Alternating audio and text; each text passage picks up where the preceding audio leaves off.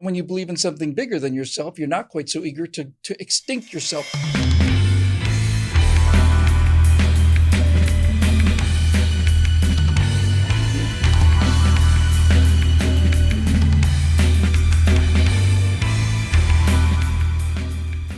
Well, hi, everybody. I'm Bill Whittle with my friend Alfonso Rachel, and this is the Virtue Signal where yada, yada, blah, blah, blah. Zoe, we did a right angle this week on Shanghai, where I don't know if you've been up on what's been happening, but the town consists largely of these enormous high-rise apartments. And people have been coming out on their balconies every night and simply screaming, which to me is much more terrifying than banging pots or shouting slogans. They just step out on their balconies and wail. It's a horrible sound, and it's going to be getting worse because China's locked them down. I don't want to talk about the lockdown or the pandemic so much as I want to talk about the severance of the human connection. I did a firewall this week about technocracy and technocrats. People who look at the world as terms of strictly, matter. And one of these guys on the show that we included, we talked about him just before we started rolling. Yuval Harari, I think, basically said that we are simply just chemical algorithms. That's basically what people are.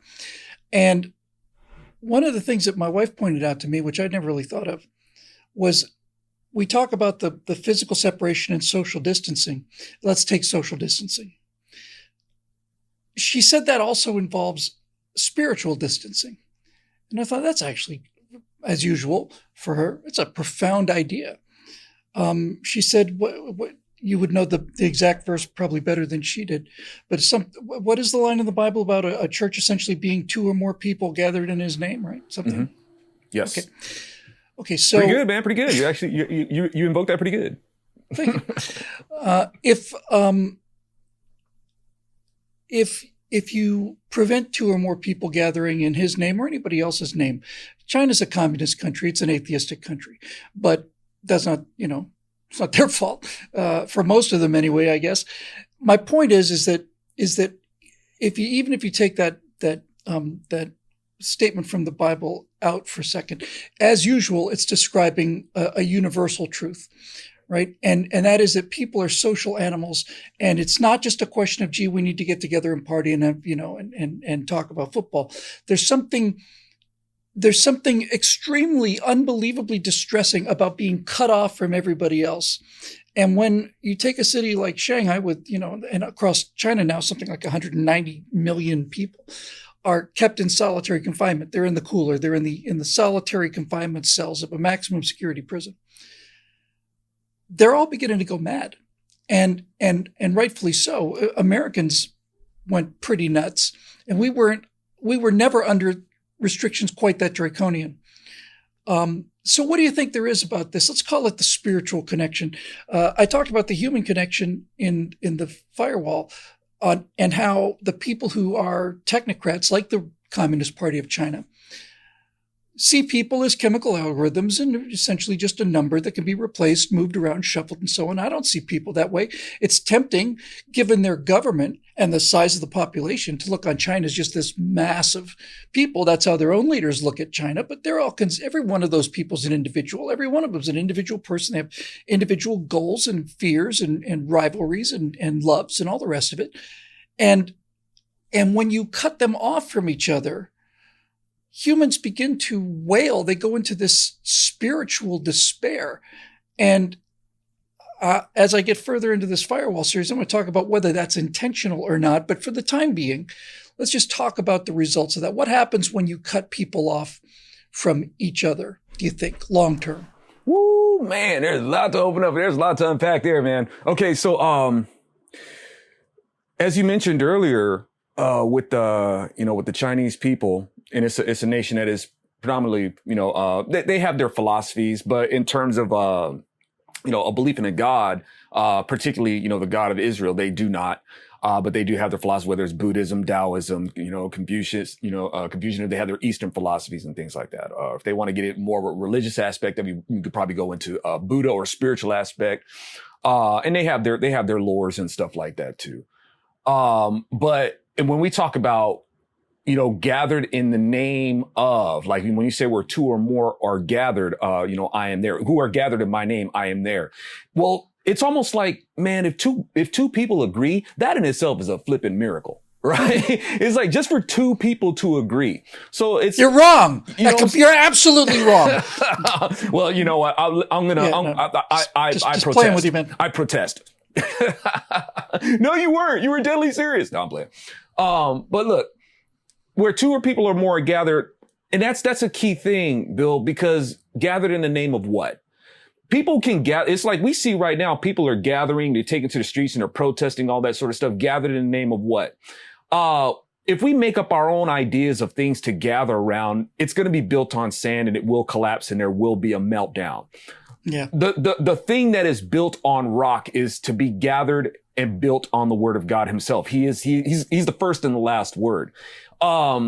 Anything else that people try to gather around, it usually doesn't turn out good. And when those who are apart from God, what happens is that when you decide that you want to be cast away from God, or you want to have nothing to do with him, that nation ultimately ends up being a nation that is outside and where there will be weeping and gnashing of teeth. This is what the word says. What are we seeing with China right now? We're seeing people weeping and gnashing their teeth. They're wailing out. They're crying out. And this is what happens when people think that they can have this experiment without God. Your lovely wife mentioned, there's this spiritual connection. As I've mentioned before, the Lord himself is a Levite, the priest, right, of Israel. The word Levite itself means connector, right? The togetherness, to gather. That's what Levite means. Yeshua is the one who actually connects us to God, being incarnate God himself. He is the priest that intercedes between us and God. That's who he is. And for all intents and purposes is God. Without him, you have no connection. So what we're seeing right now is we're seeing people who are given over to fear because of these lockdowns and outside of the protocols of what the Lord even says about how we deal with disease and stuff like that, very practical solutions to deal with it. These people have decided that they're going to totally go against that and do it on their own accord. And it's driven people apart while they're trying to say alone together. We weren't made to be alone. We're made as social creatures. You would have a lot of those in the church being the ecclesia, basically the community, right? The church isn't a place you go. Church is who you are. And you will have those who will say that man was made for fellowship with God. And that's kind of true. We actually have a jurisdiction assignment in our creation with God. In order to have this fellowship, you basically have to accept your jury duty. You have to accept that you are deputized. You are a representative. We were born not just for this fellowship, but we were created in a military sense. And even in the military, man, there's a connection. You have to be connected to your brothers in arms. That was our assignment, to go out and subdue the earth. We had a dominion. We were created to take a dominion over a certain faction, to bring a certain judgment. We're representatives in that. And like I said, we have a connection, that we have a brotherhood, a sisterhood in that to do. But because we keep trying to get away from that, we keep getting away from each other at the spiritual core. Yeah. It's funny because you said, one of the first things you said was that, just getting together is not the issue. It's getting together for a purpose, for a noble purpose in his name, or whatever that purpose may be. And I was reminded of a story I heard on Monday from a friend of mine, a couple friends of mine. She's a rather famous actress, conservative actress. And she and her husband had done some work with Ed Asner many years ago. And Ed Asner died recently. Ed Asner was, of course, an extremely left-wing individual, right up there with Rob Reiner, just real vocal about his politics, real militaristic about it, kind of militant about it. And they were invited to his memorial service. So they went. This is essentially a funeral. Mm-hmm. And they said that they were sitting in there in the church, and somebody got up to sing a song, And they got up to the mic, and the first thing they said was, before I start, let me tell you, I effing hate Republicans. They didn't say effing. That's how they started. Mm-hmm. Then they sang the song. And after this guy was finished singing the song, he stepped back up to the mic. He said, and I wasn't kidding about hating effing Republicans. Mm. Now, what my friend said, who was there, is said that was the most barren, shallow, spiritless, lifeless, depressing, bleak celebration of anybody's life that he's ever attended. He said it was just simply appalling. There was not any love, gratitude, affection, nothing in that room. Nothing but this kind of hate and this kind of vitriol. Maybe that's the legacy that Ed Asner created for himself. But certainly those are the kinds of people who became friends of his. Mm. But when I heard that, I thought, yes, that's the main point. The point isn't that they're screaming at us politically. The point is that during this moment that's supposed to be the celebration of a life, people felt not only comfortable, but I'm sure this particular guy felt that it was expected of him to come up and deliver this hate-filled political statement at a funeral. And this is not only the politics of American left, it's the politics of China. It's the politics of politics. Let me rephrase that. It's the religion of politics, right? This is their religion. This is their hobby. This is their occupation. This is their interest. This is their religion is politics. Mm-hmm. And when you don't have anything other to believe in than the day-to-day operations of how individual humans, connect to each other, if your religion is politics, you end up with a kind of a barrenness of the soul, barrenness and just a plain unpleasantness of personality. That's the result of this. And I heard this, and at first I was a little shocked, and at first, when I first heard it, I was a little angry. But when he talked about just how sterile that ceremony was, he said never been anything like it again before, and he never wants to go anything like it again. Man, and that stuff's got to be canceled, Bill. That's why you have people like, we have heroes like Zuckerberg and Dorsey, man, who look at that kind of hate and they say that stuff's got to be canceled. And that's against our community standards. And we're going to have a world where there's not going to be any of that stuff. And we're going to make this utopia and everybody's going to get along according to how we say where they're supposed to get along. They don't cancel that. I don't mean to. I don't mean to be contrary. You're right. They don't cancel. I effing hate Republicans. They cancel. I effing hate Democrats. And this is part of what contributes to the echo chamber that makes somebody think that they could stand up in a room full of people that they've never met and come out and make such an offensive statement about people, because they're 100% sure that out of the hundreds of people in that room, not one of them's a Republican. Yes. But the thing is, they feel justified, though. We deserve it because we're the actual intolerant. They're intolerant of our intolerance, right? That's right. But that's a spiritual, that intolerance and that hate and that rage and that anger is driven by a lack of anything else. Sure. Right? There is no connection to anything else for them. There's no connection to anything that transcends politics. There's nothing more important than getting up there and showing to everybody else that you're a card-carrying member of the progressive left. But this is supposed to be a spiritual assembly. It's supposed to be a form of closure of a human life. And there is no spiritual connection there. None. In fact, you could actually say there's a kind of a physical repulsion there. It was not only not a spiritual gathering, it was a gathering that actually seemed to repel spirituality. Sure. And when you build societies like that, you end up with some very nasty consequences. Well, absolutely, man. That's the Lord himself says, as I've mentioned many times before, created us in his image. We were created to the word really breaks down to representation. We represent him in nature. So, but when you have people that reject that, then at what point do you really have a solid core of how we're going to value another human being? Based on what? So when now we're into the real definition of what actual virtue is. Okay, so now we have these people gathered, and for whatever their beliefs may be, if they decide that they want to believe in God, fine. So they can't really have a respect for this person's, not only for their life, maybe their ideas and all this sort of stuff, but really at the core, respect for their life, but respect for them in death. Where do they go? Because according to a lot of these people, they go nowhere, right? You just go into the ground and you rot. Now, if a person, if that's the case, and if that can be proven to be true, which nobody really knows, right? This is one of those facts. It's just anything else, you bring in the evidence, you're still going to have to have faith to believe it, because people can look at the truth and be like, yeah, I don't believe that. But in this instance, if there's no place to go, well, heck, man, people would be offing themselves all the time. You could prove that. So really? We don't have to, there's no more suffering or anything like that. I'll take that ride, and they'll just, they'll off themselves right there. So they have. Are you aware?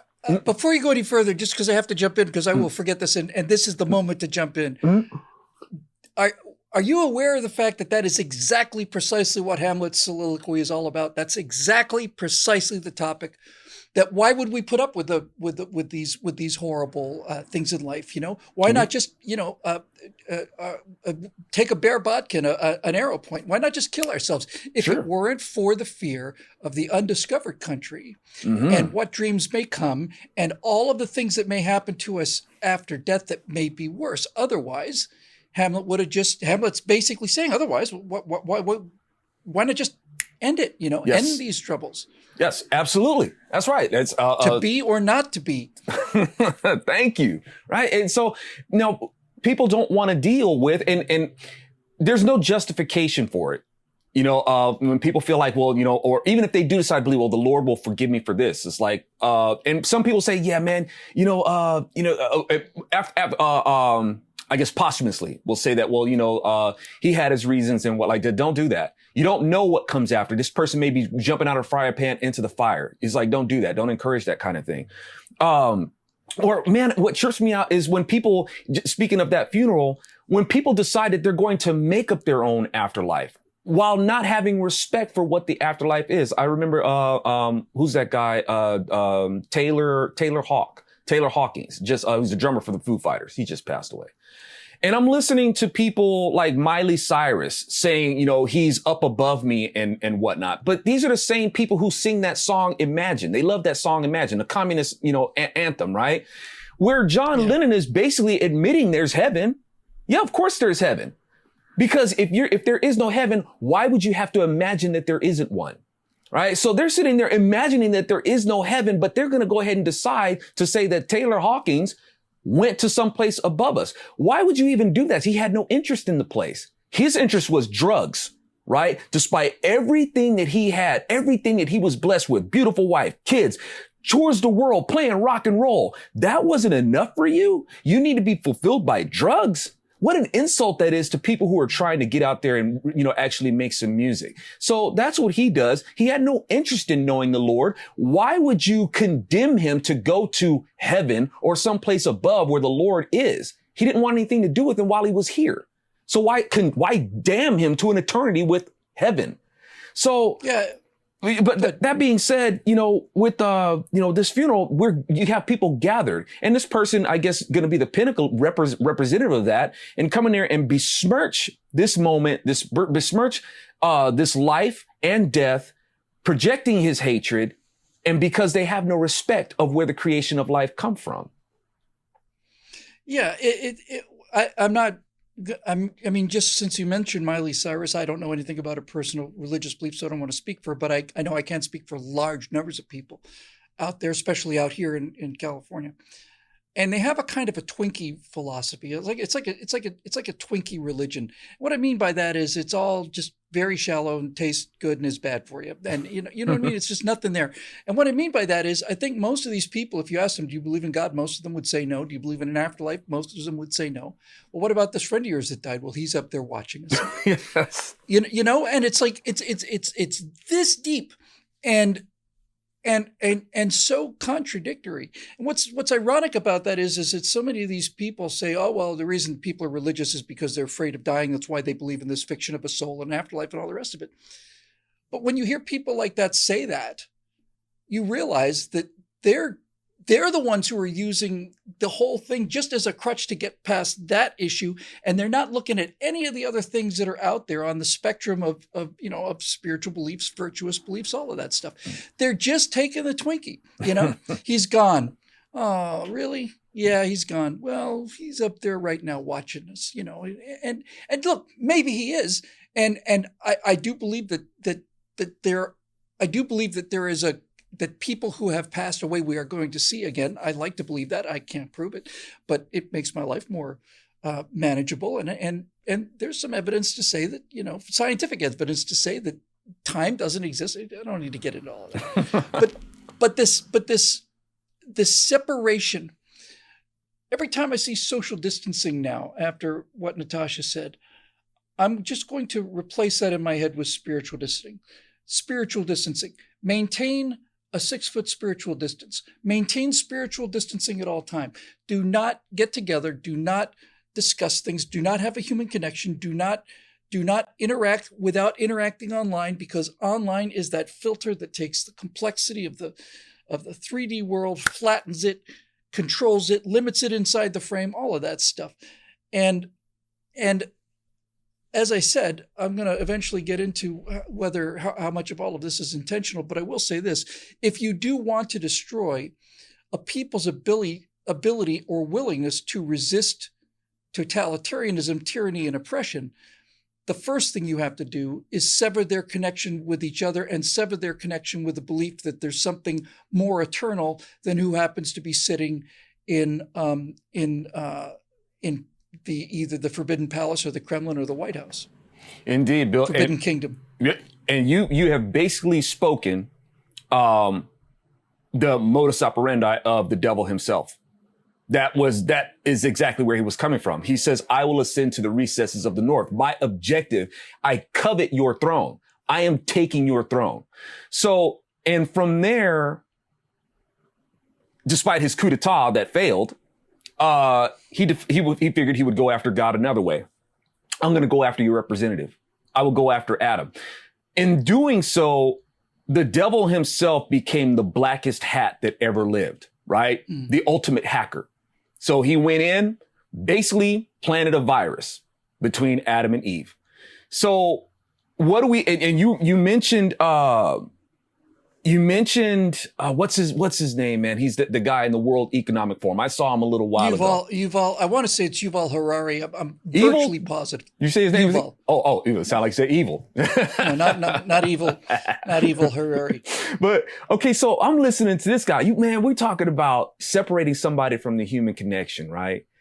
And yeah, he's excited about building the things that will make us extinct. Yes. He's really jazzed about it. Okay, so now he wants to make something that's going to make mankind obsolete. Basically, and here's the thing. In order for him to do that, he's proven that you're going to have to design that. It's like, okay, so you want to go ahead and play God? That's fine. You're a little late. Well, but you want to go ahead and try to design this. But funny you mentioned that, because his book, and I need to confirm this, but I'm virtually positive that the book he's got that's most actually comes up first when you search for him is called Homo Deus. So we're Homo sapiens, man the wise. If my shreds of Latin are correct, Homo Deus means man the God. And that's exactly what he thinks he is. He's Lucifer and he's Frankenstein. He's going to create something, and that something is going to go on and become the new life, and that makes him, not the process, him, makes him into a god. And that's never going to turn out well. No, it doesn't turn out good. And as you know, as I was alluding to earlier, talking about, joking about Zuckerberg Zuckerberg and Dorsey. They want to make this better world. And in the human experiment, we've kind of proven over and over again that we kind of stay at each other's throat. We can't get this peace thing right. So we're going to have a virtual community of people of virtue. And since we can't get it right, we're going to have to have mankind 2.0. They're going to have to do it better. Some other, pseudo species or whichever is going to have to take over, a pseudo supreme species. And you know, I kind of call it the, you know, the trip over the plug complex. There's no getting away from it. It's like, are you going to assume to facilitate an eternal virtual reality? Somebody's going to trip over the plug at some point. And this thing where he's talking about hacking into us, man, when we're talking about, if we're speaking spiritually, the guy is basically proving the Lord reveals himself in natural things. Just like he says, man, just look at nature and you will see my handiwork. All right. You'll see. And in these times where we're at right now, Bill, more and more with the resources that we have available, there's no excuse to not see it. And when this guy is basically talking about where we'll have this nanotechnology, man, you ain't going to be able to keep hackers out of you. And what is a hacker going to do if they're able to get into your mind that is connected with this technology that is able to interface you cybernetically, whichever? That's taking possession now, isn't it? Well, that's what demons do. If we're talking about a spiritual war, you're possessed. Yeah, that's right. That's where it's coming down to. And this is the kind of stuff that the Lord's been talking about the whole time. Now, I'm not trying to say that these were metaphors for the technological advances that we had. What the Lord is saying is, look, I told you earlier on, and this is why I stopped the Tower of Babylon from being built. If I don't stop this and you guys are able to communicate at this level and the level of communication that we have right now, despite for some reason we can't communicate with each other, is astounding. And the Lord is saying, if you guys are able to communicate with each other on a certain level, there is nothing you can't do. The problem with it is that with this knowledge and with this ability that you have, you will do evil to each other. So I have to stop you. Yeah. And right now, the same thing is happening. Yeah, it's not so much that he was concerned with the mechanism so much as the motive, right? That people will always be attempting to do this. Yes. There will always be people who will attempt to possess you and steer you around. And when you think about the country at its healthiest, certainly church attendance was much, much higher because that was a chance for people to get together and reaffirm their own belief in things that are bigger than themselves. And when you believe in something bigger than yourself, you're not quite so eager to extinct yourself. You know, you're not in quite such a hurry to build the machine that's going to make you obsolete. But you're the one who gave birth to this new species, Homo Deus. Go away, go away. Just go on an island and for God's sake, let's just put EMP devices all around it. We don't, you know. Yes. That'll do it for this edition of the Virtue Signal on spiritual separation. It's made possible by the members at billwhittle.com, to whom we're very, very grateful. And we have another membership drive coming up right this coming week. So we look forward to hearing from you about it. And thank you again for your continued support. We'll see you next time right here on the Virtue Signal.